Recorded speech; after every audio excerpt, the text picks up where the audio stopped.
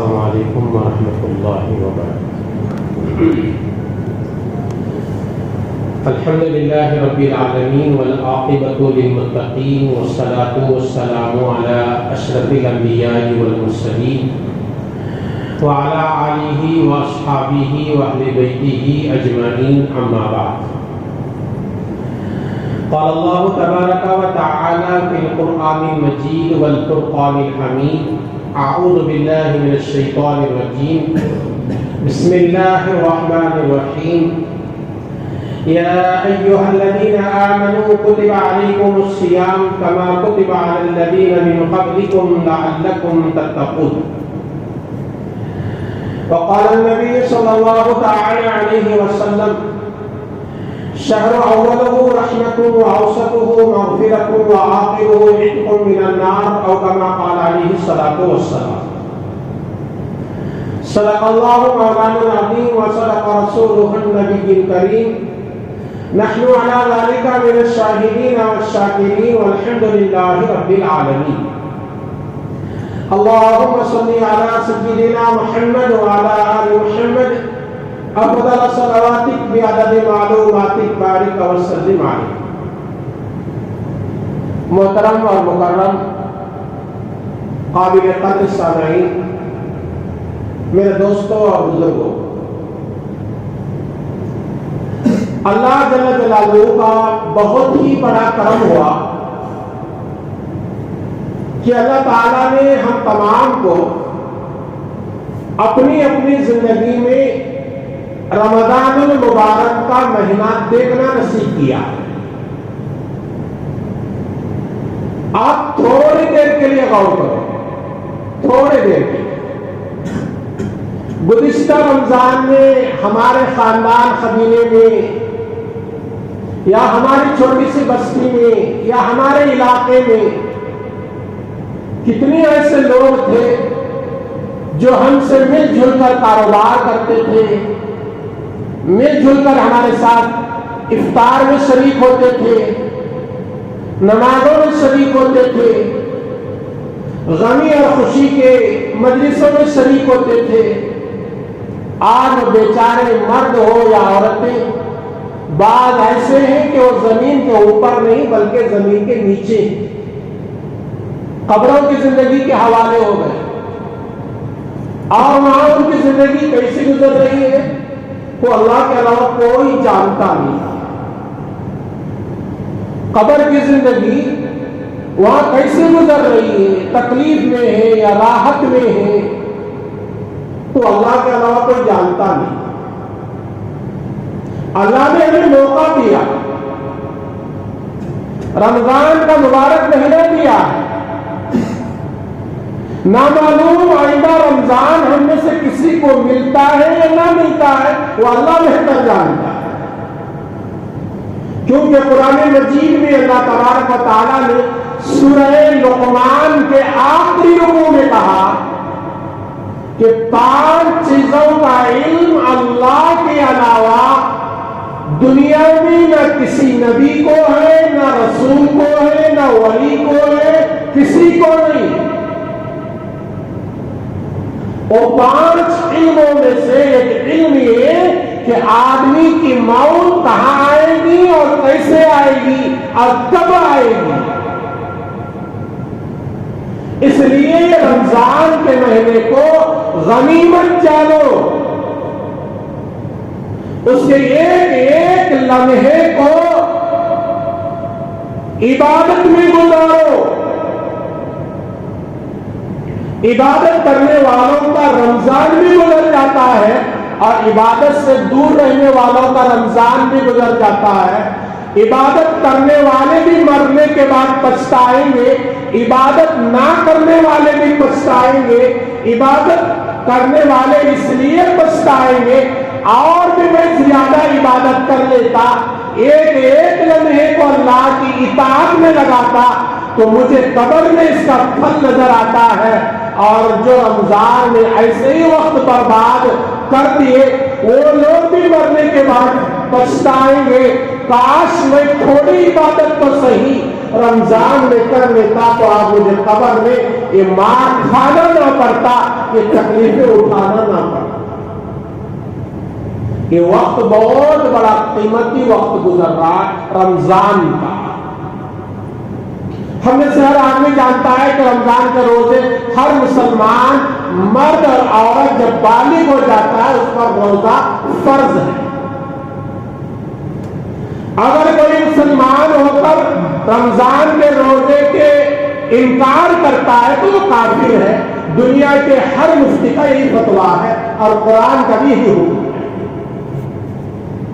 اگر کوئی مسلمان انکار نہیں کرتا روزے کو لیکن روزہ رکھتا نہیں، کاہلی سے سستی سے، تو فرمایا وہ گناہ کبیرہ کا مرتکب ہے، یعنی بڑے بڑے گناہ کرنے والا فاسق۔ اور فاسق کسے کہتے ہیں؟ جس بندے سے اللہ کی رحمت دور رہتی ہے اسے فاسق کہا جاتا ہے، جس پر اللہ کی لعنت برستی ہے اسے فاسق کہا جاتا ہے۔ تو رمضان کا روزہ ہم پر فرض ہے، وہ گرمی کے سیزن میں آئے جب بھی رکھنا ہے، سردی کے سیزن میں آئے جب بھی رکھنا ہے، وہ معاف نہیں ہے۔ قرآن نے 2 جگہ اس کی رخصت دی ہے۔ اگر تم مریض ہو یا مسافر بنے ہو تو اس وقت میں رمضان کے روزہ چھوڑنے کی اجازت ہے، لیکن قضا کرنا ضروری ہے۔ اب مریض بولے تو کیا؟ بعض لوگ سمجھ جاتے سحری کو اٹھے، تھوڑا سر میں درد آیا، نہیں آج میں روزہ نہیں رکھوں گا، نہیں، یہ مریض نہیں ہے، یہ عذر نہیں ہے، یہ بہانہ ہے۔ اللہ جانتا ہے، خبر میں اس کا سوال ہوگا۔ یہ چھوٹے چھوٹے بہانے پر روزہ نہ چھوڑنا۔ علماء کہتے ہیں، فقہاء نے لکھا ہے کتابوں میں، کوئی ایمان والا ڈاکٹر، دیندار ڈاکٹر کہے اگر تو روزہ رکھے گا تیری جان کا خطرہ ہے، اس وقت میں روزہ چھوڑنے کی اجازت ہے۔ وہ بھی غیر قوم ڈاکٹر بولے تو چھوڑنے کی اجازت نہیں۔ کیوں؟ نبی اکرم صلی اللہ علیہ وسلم کی حدیث ہے ابو داؤد میں، پیارے آقا حضور اکرم صلی اللہ علیہ وسلم نے فرمایا، صوموا تصحوا، روزہ رکھو اللہ تمہیں صحت دے گا، اللہ تمہیں تندرستی دے گا۔ روزہ رکھنے سے بیماریاں ختم ہوتی ہیں، روزہ رکھنے سے اللہ صحت دیتا ہے، روزہ رکھنے سے جنت کے دروازوں میں داخلے کے فیصلے ہوتے ہیں۔ جیسا کہ صحیح بخاری اور مسلم میں روایت ہے، حضور اکرم صلی اللہ علیہ وسلم نے فرمایا، ان فی الجنت 80 ابواب، جنت کے 8 دروازے، ان دروازوں میں ایک دروازے کا نام باب الریان، اس دروازے کا نام ریان۔ ریان کہتے ہیں سیراب کرنے والا، پیاس کو بجھانے والا، پیاس کو مٹانے والا۔ ہمارے نبی فرماتے ہیں، جو مسلمان بندہ یا بندی رمضان میں روزوں کی کثرت کرے، روزوں کو نہ چھوڑے، بغیر عذر کے روزہ نہ چھوڑے، تو وہ آدمی جب مر کر اللہ کے دربار میں پہنچے گا، میدان محشر میں حساب کتاب ہوگا، تو اللہ جنت میں داخل کرے گا، تو باب الریان کے دروازے سے داخل کرے گا۔ جنت میں باب الریان سے داخل ہونا چاہتے ہو، روزہ کبھی نہ چھوڑنا۔ روزہ چھوڑنے کی چیز نہیں ہے، روزہ اب آسان ہے۔ اسلام کے شروع زمانے میں بہت مشکل تھا، اس میں ایک صحابی کی جان چلے گئی روزے میں، انہوں نے نبی کے خدمت میں آ کر ان کے گھر والوں نے شکایت کی، تو نبی نے اللہ سے دعا کی تو اللہ نے آسانیاں پیدا کی ہمارے لیے۔ تفسیر کی کتابوں میں تفسیر معرفت القرآن کے اندر لکھے ہیں حدیث کا واقعہ، حدیث کا ثبوت بھی اس کتاب میں ہے. حضرت سلمہ بن قیس رضی اللہ تعالیٰ عنہ کہ مدینے کے صحابی، مدینے میں جتنے صحابہ تھے اکثر و بیشتر کھیتی باڑی کا کام کرتے تھے. سلمہ بن قیس رضی اللہ تعالیٰ عنہ بھی کھیتی باڑی کا کام کرنے والے، روزے کے حالت میں رمضان میں کھیتی باڑی کا کام کر کے گھر آئے. افطار کا وقت ہو رہا ہے. پہلے قانون یہ تھا افطار کرے بغیر اگر آدمی کوئی سو جاتا اور افطار کا ٹائم نکل جاتا تو دوسرے دن کا روزہ وہاں سے شروع ہو جاتا تھا. مثال کے طور پر آج کل ہمارے علاقے کے حساب سے 6:45 پر کچھ افطار ہو رہا ہے. 6:45 پر مجھے نیند آ گئی، میں سو گیا، 7 بجے اٹھا، اب افطار کرنے کی اجازت نہیں تھی شریعت. اگر افطار کرتا دوسرا دن کا روزہ ٹوٹ جاتا، وہاں سے دوسرے دن کا روزہ شروع ہو جاتا تھا. ایسا قانون تھا اسلام کے شروع زمانے میں. تو سلمہ بن قیس رضی اللہ تعالیٰ عنہ کھیتی باڑی کا کام کر کے تھکے ہارے گھر کو آئے. گھر والوں کو کہا کہ کچھ کھانے کے لیے تیار کرو، افطار کے لیے انتظام کرو. صحابہ کے دور بہت غریبی کا دور ہے. آج ہمارے گھروں میں کئی قسم کے پکوانات بنتے ہیں، جوس بنتے ہیں. اکثر و بیشتر گھروں میں کئی قسم کے فروٹس رہتے ہیں، کئی قسم کے کھجور رہتے ہیں. لیکن صحابہ کے دور کی زندگی میں پڑھیں گے نا تو رونا آ جاتا. وہ ایک ایک کھجور کے محتاج تھے. کبھی پانی پی لیا اسی میں افطار، کبھی سحری کو اٹھے کھانے کے لیے کوئی چیز نہیں، 2 کھجور کھا لیا، پانی پی لیا، وہی سے ان کی سحری شروع. تو سلمہ بن قیس آئے گھر کو، گھر والی دیکھا کہ گھر میں کوئی چیز نہیں بنانے کے لیے. کہا میرے سرکار آپ تھوڑی دیر لیٹ جاؤ، دیوار کو ٹیک لے کر بیٹھ جاؤ، میں پڑوس کے گھر جا کر کچھ مانگ کر لاتے ہوں، ادھار کے طور پر کچھ کھانے پینے کے لیے بنائیں. تو حدیث پاک میں ہے کہ سلمہ بن قیس رضی اللہ تعالی عنہ کی بیوی پڑوس کے گھر گئی، کچھ مانگی، کل دوں گی، ادھار دو. ایسا ہے گھر کا ماحول. افطار کے لیے بنانے کے لیے کوئی چیز نہیں. پڑوس والی نے کہا کہ میرے پاس بھی کوئی چیز. دوسرے گھر میں وہاں کچھ ملا اور آ کر کچھ پکوان بنایا پینے کے لیے، کھانے کے لیے. دیکھا کہ افطار کا وقت ہو گیا تھا. سلمہ بن قیس کو لیٹے لیٹے نیند آ گئی.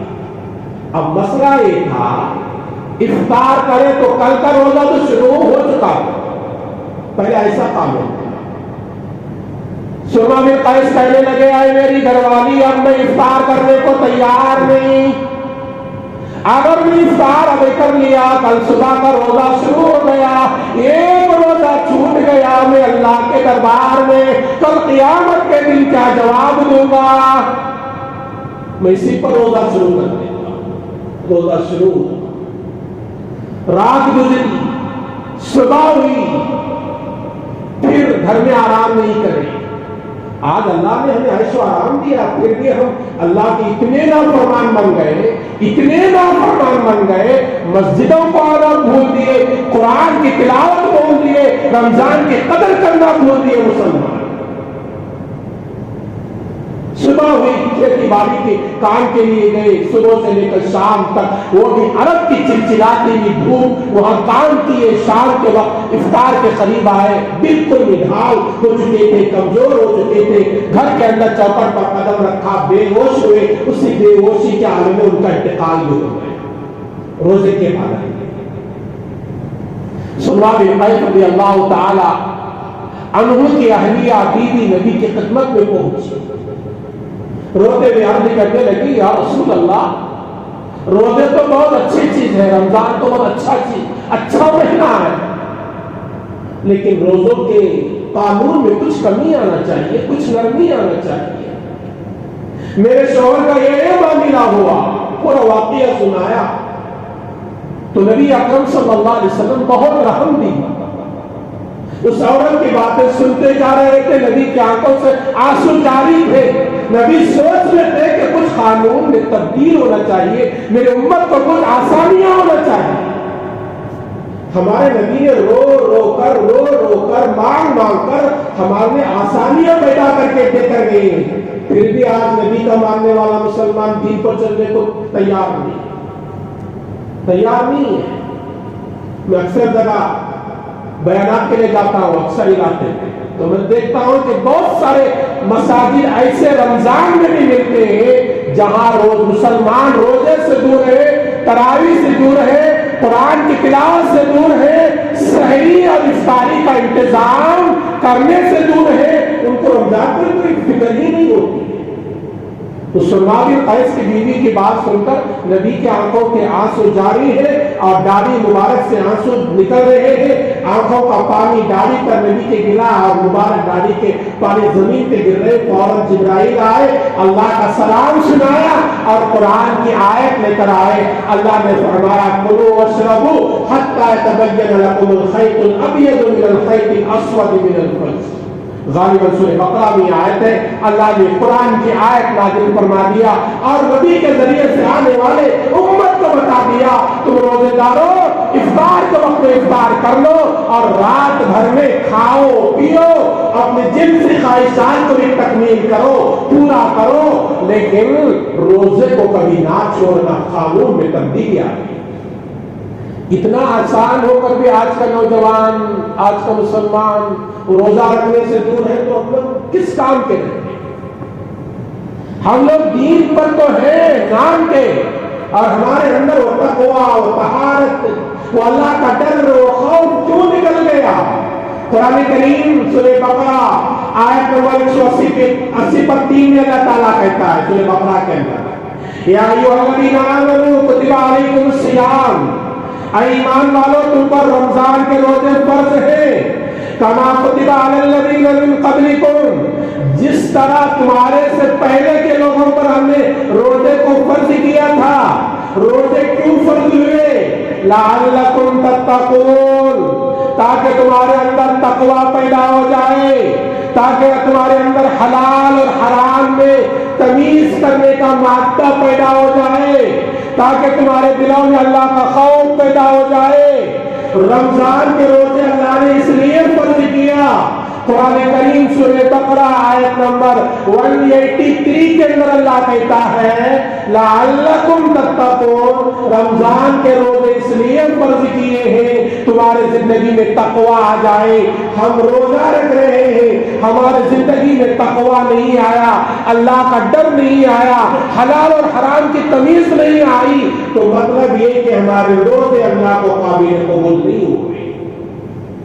روزہ رکھنے کا مقصد اللہ نے کہا لعلکم تتقون، تمہارے زندگیوں میں تقویٰ آنا چاہیے، اللہ کا ڈر آنا چاہیے، یہ حلال ہے یہ حرام ہے، میں حلال کو استعمال کروں گا حرام کو نہیں کروں گا، یہ قانون یہ ڈر ہمارے زندگی میں پیدا ہوتا ہے رمضان میں، تو سمجھ لو ہمارے روزے قبول۔ اگر روزے بھی ہیں 30 روزے گزر گئے، رمضان گزر گیا، پھر بھی ہمارے دلوں میں تقویٰ نہیں آیا، اللہ کا ڈر نہیں آیا، تو سمجھو ہمارے روزے قابل قبول نہیں ہوئے۔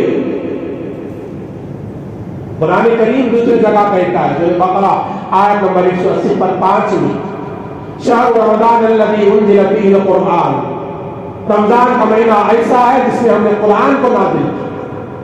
قرآن رمضان میں سب سے بڑی عبادتیں دو ہیں، ایک روزہ، ایک تو فرض ہے کبھی معاف نہیں ہے، اور دوسرا جو ہے قرآن کی تلاوت کثرت سے کرنا، یہ بہت بڑی بات ہے۔ رمضان کا اور قرآن کا تعلق بہت گہرا ہے، اس لیے کہ قرآن نازل ہوا رمضان میں، توریت نازل ہوئی رمضان میں، انجیل نازل ہوئی رمضان میں، زبور نازل ہوئی رمضان میں، ابراہیم علیہ السلام کو صحیفے نازل ہوئے رمضان میں۔ آسمانی جتنی چھوٹی بڑی کتابیں یا صحیفے اللہ نے حضرات انبیاء پر بھیجا، وہ پورے کے پورے رمضان میں نازل ہوئے ہیں۔ تو رمضان میں ایک بہت بڑی عبادت روزے کے ساتھ ساتھ میں قرآن کی تلاوت کی عادت ڈالو۔ بعض گھر ہمارے میں ایسے بھی ملتے ہیں صرف رمضان میں قرآن کھولتے ہیں اس کے بعد بند، اور کسی کا انتقال ہونا 3 دن کے فاتحہ، 9 دن کے فاتحہ، 40 دن کے فاتحہ، سال کی برسی کو قرآن کھلتا ہے، اس کے تک قرآن نہیں کھلتا۔ بعض گھر ماشاءاللہ ایسے بھی ہیں ہر دن قرآن کھولتا ہے، تلاوت کرتے ہیں۔ بعض گھر ایسے بھی ملیں گے آپ کو امت محمدیہ کے اندر رمضان میں بھی ان کو قرآن کھولنے کی توفیق نہیں ہوتی۔ قرآن کی تلاوت رمضان میں کثرت سے کرو، قرآن کی تلاوت رمضان میں اتنی کثرت سے کرو کہ اٹھے بیٹھے اللہ کا ذکر بھی ہو اور قرآن کی تلاوت بھی ہو۔ کم از کم ہمارے ہر مسلمان بھائی کا 3 دن میں ایک قرآن رمضان میں ختم ہونا چاہیے۔ چلو 3 دن میں نہیں ہو رہا تو 10 دن میں ایک قرآن ہمارا ختم ضرور ہونا چاہیے۔ تو پورے رمضان میں 3 قرآن ختم، اور حافظ قرآن کے پیچھے تراویح میں شریک ہوں گے تو وہاں ایک قرآن سن کر ختم۔ قرآن پڑھنا بھی ثواب ہے، قرآن سننا بھی ثواب ہے۔ نبی صلی اللہ علیہ وسلم کی سنت یہ بھی ہے، قرآن پڑھنا بھی سنت ہے اور قرآن کو سننا بھی سنت ہے۔ صحیح بخاری میں ہے، نبی اکرم صلی اللہ علیہ وسلم عبداللہ بن مسعود رضی اللہ تعالیٰ عنہ کے پاس آئے، آ کر کہنے لگے عبداللہ بن مسعود تم قرآن پڑھو، میں سننا چاہتا ہوں۔ عبداللہ بن مسعود رضی اللہ تعالیٰ عنہ نے فرمایا یا رسول اللہ، قرآن تو آپ پر نازل ہوا ہے، آپ تو بہت اچھا قرآن پڑھنے والے، نبی سے زیادہ اچھا قرآن دنیا میں کوئی نہیں پڑھتا۔ تو عبداللہ بن مسعود نے کہا یا رسول اللہ، قرآن آپ میرے سے اچھا پڑھتے ہیں، آپ کو پورا قرآن یاد بھی ہے، آپ مجھ سے قرآن سننے کی درخواست کر رہے ہیں۔ تو نبی نے فرمایا عبداللہ بن مسعود سے کہ عبداللہ بن مسعود تم قرآن پڑھو، میں قرآن سنوں گا۔ تو عبداللہ بن مسعود رضی اللہ تعالیٰ سورہ نساء پڑھنے لگے۔ سورہ نساء پڑھتے پڑھتے آیت نمبر 40 پر آئے، فَكَيْفَ إِذَا جِئْنَا بِكَ بِشَهِيدٍ، ایسی کچھ آیت ہے، یہ آیت کریمہ پر آئے تو وہاں اس میں ذکر تھا نبی صلی اللہ علیہ وسلم کو قیامت کے دن میدان محشر میں پورے لوگوں کے اوپر گواہ بنا دیا جائے گا۔ تو نبی صلی اللہ علیہ وسلم کو رونا آ گیا، یہ آیت سنتے ہوئے نبی صلی اللہ علیہ وسلم رونے لگے، یہاں تک رونے لگے نبی کی ہچکیاں بن گئی، اور نبی نے فرمایا عبداللہ بن مسعود بند کر دو۔ تو علماء کہتے ہیں کہ قرآن کو سننا بھی سنت ہے۔ تراویح میں آپ کو بات ایسے نہیں ملیں گے، ہزاروں میں ایک کوئی قرآن پڑھنا نہیں جانتا ہے، ان کا کام یہ کوئی قرآن پڑھ رہا آ کر بیٹھ کر سنو، یہ سنت بھی ادا ہوگی، آپ کو ثواب بھی ملے گا۔ اور قرآن آیا ہے ہمارے لیے ہدایت و شفا بن کر آیا ہے۔ قرآن کریم کا 15واں پارہ سورہ بنی اسرائیل کے 8ویں رکوع میں اللہ تعالیٰ کہتا ہے وَنُنَزِّلُ مِنَ الْقُرْآنِ مَا هُوَ شِفَاءٌ وَرَحْمَةٌ لِّلْمُؤْمِنِينَ، ہم نے جو قرآن کو بھیجا ہے نا وہ مومن کے لیے رحمت ہے اور شفا ہے۔ ایسی کتاب کو ہم اپنانا ہے، اپنی زندگی میں لگانا ہے، اپنی زندگی میں اسے اتارنا ہے، اس کی تلاوت بھی کرنا ہے، اسے سمجھنا بھی ہے، اس پر عمل بھی کرنا ہے۔ رمضان کا مہینہ انسان کی زندگی میں بار بار آتے رہتا ہے، پتہ نہیں آئندہ آئے گا یا نہیں، اس لیے آدمی کو فکر یہ ہونا چاہیے میرا رمضان اچھا گزرے، یہ میری زندگی کا آخری رمضان ہے، بلکہ یہ سمجھو آج کا دن میری زندگی کا آخری دن ہے، ایسا گزاریں گے تو رمضان اچھا گزرے گا۔ اب ایسا نہیں چلو اب میری 40 سال عمر ہے میں 60 سال کے بعد پابند بن جاؤں گا، نمازی بن جاؤں گا، یہ شیطانی دھوکہ ہے۔ یہ سال میں کیسے ہی کاروبار میں گزار دو، قرض میں ڈوبا ہوا ہے، کاروبار کرنا ہے، مجھے قرض پھیرنا ہے، میں روزہ نہیں رکھوں گا، تراویح نہیں کروں گا، قرآن کی تلاوت نہیں کروں گا، آئندہ سال کروں گا، یہ شیطان کا دھوکہ ہے۔ آئندہ سال کی کیا گارنٹی ہے؟ میرے نبی کو اتنی بھی گارنٹی نہیں، نبی نے فرمایا میں نماز میں ایک طرف سلام پھیرتا ہوں، دوسرے سلام پھیرنے کی مجھے گارنٹی نہیں، انسان کی کوئی گارنٹی نہیں، کوئی بھروسہ نہیں۔ اس زندگی کے اس رمضان کو غنیمت جان کر اچھا رمضان گزارو، عبادت میں گزارو، قرآن کی تلاوت میں گزارو، اور رمضان کا کیا جانے والا ہر عمل جو ہے مسلمان کا عبادت ہے۔ آپ افطار کر رہے ہیں وہ بھی عبادت ہے، آپ سحری خیر کھا رہے ہیں وہ بھی ایک عبادت ہے، نبی اکرم صلی اللہ علیہ وسلم نے فرمایا تسحروا فإن السحور فی البرکہ، نبی نے فرمایا سحری کھاؤ اس لیے کہ سحری میں برکت ہے۔ اب علماء لکھتے ہیں برکت کا مطلب سحری کے کھانے میں شفا ہے، سحری کے کھانے میں صحت ہے، سحری کھانا نہیں چھوڑنا۔ بعض لوگوں کی عادت ہوتی ہے رات میں تراویح 10:30 11 تک ہوئی، گھر میں گئے 12 بجے 1 بجے ہوئے، چلو اب سحری کو 4 بجے 4:30 بجے کون اٹھے گا، ابھی کھا کر سو لیں گے۔ علماء کہتے ہیں کہ اس سے سحری کا ثواب نہیں ملتا۔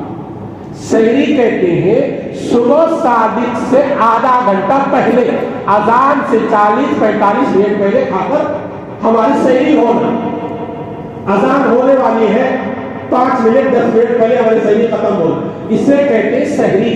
نبی نے فرمایا ہمارے اور یہودیوں کے روزے میں فرق یہ ہے کہ ہم سحری کھاتے ہیں اور یہودی لوگ روزہ رکھتے ہیں لیکن سحری نہیں کھاتے، تو سحری کو خامخواہ نہیں چھوڑنا۔ اور کسی بھی دن سحری کو آنکھ نہیں کھلی تو سحری کو آنکھ نہ کھلی بول کے بہانہ بنا کر روزہ بھی نہیں چھوڑنا۔ بعض لوگوں کا خیال ہے سحری کو نہیں اٹھے، سحری نہیں کھائے تو روزہ نہیں ہوتا، نہیں۔ علماء لکھتے ہیں فتاویٰ کی کتاب میں ہے سحری کھانا سنت ہے۔ آج میں سویا ہوا 5 سال کے طور پر، مجھے اٹھنا تھا 4:30 بجے، 5:25 کو اذان ہوتی، مجھے اٹھنا تھا، میں نہیں اٹھا۔ مجھے 5:45 پر مجھے آنکھ کھلی، میں دیکھا کہ اب سحری نہیں کیا۔ آپ نے سحری نہیں کیا، سحری کو نہیں اٹھا، اسے بہانے بنا کر صبح کو روزہ نہیں چھوڑیں گے، ایسا ہی روزہ رکھیں۔ کیوں؟ سحری کھانا سنت ہے۔ کبھی آنکھ نہیں کھلی، آپ نے سحری کو نہیں اٹھا، وہ گنہگار نہیں ہوتے لیکن اس کے بغیر بھی آپ کا روزہ ہو جاتا ہے۔ لیکن سحری کو اٹھنا، اہتمام سے اٹھنا اور اس کی پابندی ڈال دینا، یہ سنت رسول ہے۔ نبی اکرم صلی اللہ علیہ وسلم نے حضرت ارباد بن ساریہ ایک صحابی تھے، نبی سحری کھا رہے تھے، نبی نے فرمایا اے ارباد بن ساریہ آؤ برکت والا کھانا کھا لو۔ تو علماء کہتے ہیں کہ سحری میں کھانے والا کھانا جو ہے وہ برکت والا کھانا ہے۔ بعض علماء کہتے ہیں مسلمان افطار میں اور سحری میں جتنا بھی کھانا کھاتا ہے اس کھانے کا پینے کا حساب نہیں ہوتا۔ رمضان میں ہر مسلمان جو ایمان والا روزے والا سحری میں جتنا بھی تم انعامات کھاؤ گے، جتنے بھی قیمتی سے قیمتی چیزیں کھاؤ گی، افطاری میں کھاؤ گے، اس نعمت کا سوال نہیں ہوتا۔ اس کے علاوہ رمضان گزر گیا، آپ سوکھی روٹی کھا رہے ہیں، وہ روٹی کا سوال ہوگا۔ آپ ایک گھونٹ پانی پی رہے ہیں، وہ ایک گھونٹ پانی کا سوال ہوگا۔ لیکن رمضان کی برکت سے اللہ نے روزے داروں کے لیے انعام دیا کہ روزے والا افطار کے وقت میں جتنے انعامات کھاتا ہے اس کا سوال نہیں ہوتا، اور سحری میں جتنی نعمتیں کھاتا ہے اس کا سوال نہیں ہوتا۔ اس لیے میرے دوستوں رمضان کی قدر کرو، رمضان کا اہتمام کرو، قرآن کی تلاوت کرو اور مسجدوں کو آباد کرو۔ اللہ نے مال دولت دیا ہے، لوگوں کو افطار کا انتظام کراؤ۔ نبی اکرم صلی اللہ علیہ وسلم نے فرمایا اے میرے صحابہ کہ جو آدمی افطار کا انتظام کرتا ہے اللہ اس کو اتنا ہی اجر دیتا ہے جتنا ایک روزے دار کو روزے کا ثواب دیتا ہے۔ صحابہ میں سے کسی صحابی نے پوچھا یا رسول اللہ ہم میں سے ہر آدمی افطار کرانے کی طاقت نہیں رکھتا، تو نبی صلی اللہ علیہ وسلم نے فرمایا افطار کرانا پیٹ بھر کھانا دینے پر موقوف نہیں ہے۔ کسی نے ایک گھونٹ پانی پلا دیا، ایک کھجور کھلا دیا، وہ بھی ایک افطار ہے۔ اللہ نے مال و دولت دیا، اسے کنجوسی نہ کرو، مساجد میں ہو یا غریبوں کے گھروں کو ہو اپنا افطار کا سامان پہنچاؤ، کچھ فروٹ پہنچاؤ، کچھ کھجور پہنچاؤ، کچھ لسی پہنچاؤ، کچھ دودھ پہنچاؤ، کچھ روپیے پہنچاؤ۔ وہ ہمارے مال سے افطار کریں گے، سحری کریں گے تو ہمارے نام اعمال میں اس کا ثواب ملے گا، اس کا اجر ملے گا۔ آخر میں ایک مشہور واقعہ سنا کر اپنے بات کو ختم کرتا ہوں۔ مسجد کے ذمہ داروں نے آدھا گھنٹہ وقت دیا تھا، آپ لوگوں کو بھی کسی کام میں جانا ہوگا۔ ایک واقعہ سنا کر اپنی بات کو مکمل کرتا ہوں۔ مشہور واقعہ ہے، حدیث کی کتاب ہے، مستدرک کے اندر یہ روایت موجود ہے۔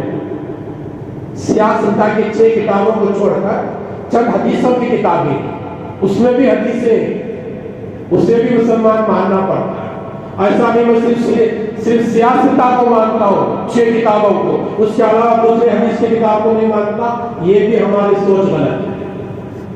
پورا نبی کا دین صحیح بخاری، مسلم، ترمذی، ابن ماجہ یہ 6 کتابوں میں نہیں آیا، دوسرے حدیثوں کی کتاب میں بھی ہے، وہاں بھی حدیث سے لینا پڑتا ہے۔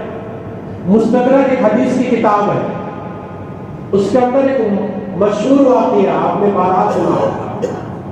نبی اکرم صلی اللہ علیہ وسلم مدینہ طیبہ میں ہے، جمعہ کا دن ہے، صحابہ مسجد کو حاضر ہوئے ہیں، نبی صلی اللہ علیہ وسلم مسجد میں تشریف لائے۔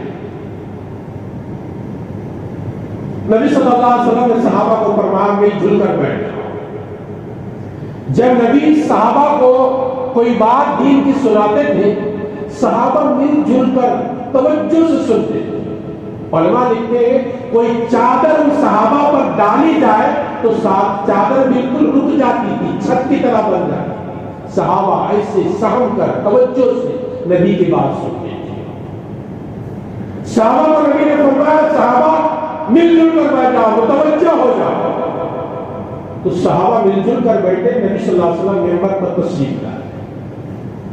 ممبر کے نبی کے زمانے میں 3 سیڑھیاں تھیں، تو پہلے سیڑھی پر نبی نے قدم رکھا تو فرمایا آمین۔ آمین کا کیا مطلب ہوتا ہے؟ یا اللہ یہ دعا قبول کر، یا یہ بد دعا قبول کر۔ اس لیے سورہ فاتحہ پڑھنے کے بعد آمین کہنے کا حکم ہے، کیوں؟ سورہ فاتحہ دعا ہے۔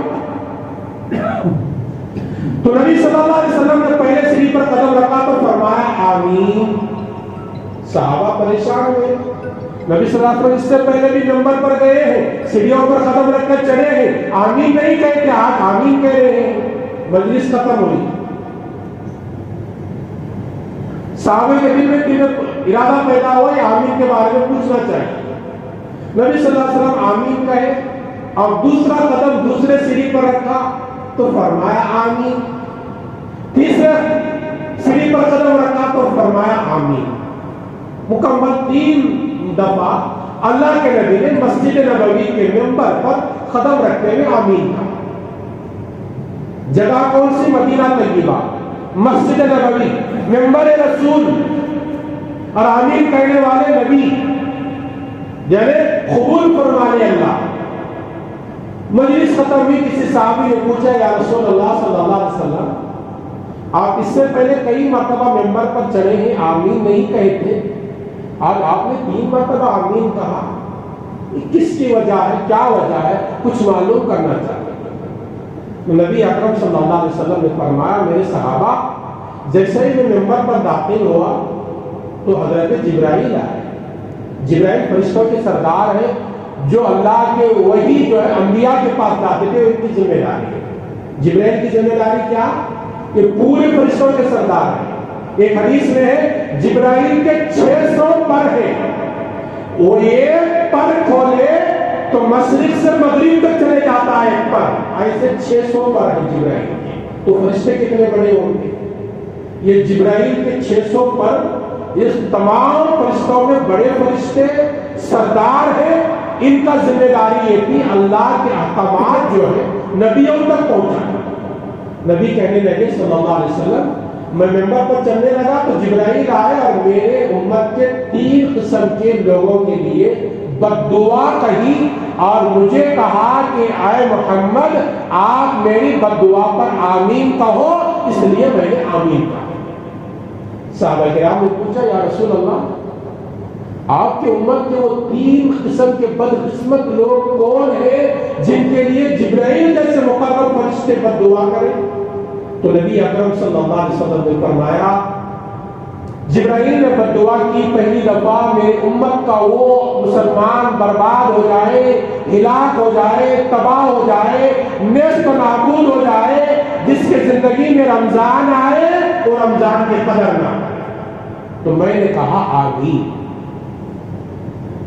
دوسری قسم کی بد دعا میرے امت کے دوسرے قسم کے ان لوگوں کے لیے کیا جن کے سامنے پیارے آقا حضور اکرم صلی اللہ علیہ وسلم کا مبارک نام آئے اور اپنے زبان سے صلی اللہ علیہ وسلم درود نہ پڑھے، ایسا مسلمان بھی ہلاک و برباد ہو جائے تو میں نے آمین کہا۔ اور تیسری قسم کی بددعا میری امت کے ان لوگوں کے لیے جبرائیل نے کیا جو مسلمان ہو اور اس کے ماں باپ ہو، وہ ماں باپ کی خدمت کر کے جنت کا حقدار نہیں بنتا، وہ ہلاک و برباد ہو جائے تو میں نے آمین کہا۔ یہ مستدرک کے اندر یہ واقعہ حدیث کا موجود ہے، اس میں تھوڑی دیر کے لیے غور کرو۔ دو باتیں چھوڑو، درود پاک، نبی کا نام جب بھی سنتے ہیں درود پڑھنا ہے۔ ایک درود پڑھیں گے تو 40 فائدے، 10 گناہ معاف ہوتے، 10 درجے بلند ہوتے، اللہ خوش ہوتا ہے، اللہ کی رحمت برستی ہے۔ جب بھی نبی کا نام سنو تو درود شریف پڑھنا صلی اللہ علیہ وسلم، اور ماں باپ کی قدر کرنا۔ یہ تو آپ نے بارہا سنا، قدر کرنے والے کر رہے جنت کما رہے، قدر نہ کرنے والے نہیں کر رہے جہنم کے مستحق بن رہے۔ اس لیے رمضان کے متعلق ایک بات کہنا ہے، جبرائیل نے ان لوگوں کے لیے بد دعا کی جو رمضان کا مہینہ پائے، رمضان کی قدر نہیں کرے۔ رمضان کی قدر کیا؟ رمضان کے مکمل روزے رکھنا، قرآن کی تلاوت کرنا، حلال اور حرام کی تمیز کرنا۔ اس طرح رمضان گزاریں گے تو بد دعا میں شامل نہیں ہوتے۔ اگر رمضان کو ایسے ہی گزار دیے، جبرائیل کی بد دعا بھی ہے اور وہ بد دعا پر نبی کی آمین بھی ہے، اس کے قبول ہونے میں کوئی بھی شک نہیں ہے، ہم اس بد دعا کے اندر شامل ہو سکتے ہیں۔ اس بد دعا سے بچنا ہے تو رمضان کی صحیح قدر کرو، رمضان کا صحیح اکرام کرو، اپنے روزوں کو ہاتھ سے جانے نہ دو، تراویح کو ناغا نہ کرو، قرآن کی تلاوت کرو، ان باتوں کا اہتمام کرو تو یہ رمضان تمہارا صحیح و سالم گزر گیا۔ ایک حدیث میں نبی نے فرمایا جس کا رمضان صحیح و سالم گزرتا ہے اس کا پورا سال صحیح و سالم گزرتا ہے۔ جس مسلمان کا رمضان گناہوں میں گزرتا ہے، صحیح و سالم نہیں گزرتا، اس کا پورا سال گناہوں میں گزرتا ہے۔ ایک رمضان کو، ایک مہینے کو صحیح سلامتی کے ساتھ گزارو، عبادت میں گزارو، باقی کے 11 مہینے جو اللہ تعالیٰ سلامتی کے ساتھ وہ 11 مہینے گزارے گا۔ اللہ تعالیٰ سے دعا ہے کہ اللہ تبارک و تعالیٰ مجھے بھی، میری ان باتوں کو سننے والوں کو اور ساری امت کو اللہ تعالیٰ رمضان کی قدر کرنے کی توفیق عطا فرمائے اور روزوں کا، قرآن کی تلاوت کا اہتمام کرنے کی توفیق عطا فرمائے۔ آمین۔ وآخر دعوانا ان الحمد للہ رب العالمین۔ السلام علیکم ورحمۃ اللہ وبرکاتہ۔